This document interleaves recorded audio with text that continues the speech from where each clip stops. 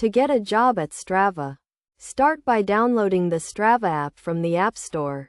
Once the app is installed, open it and log into your account.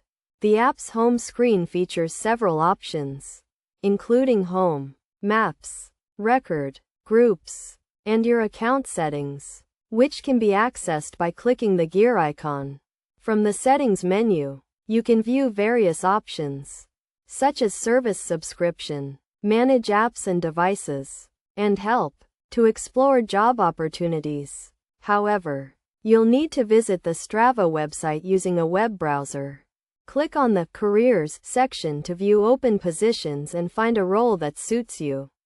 Browsing through the available positions on the website is generally easier than trying to find the information within the app. By following these steps, you can take the first step towards finding a job at Strava.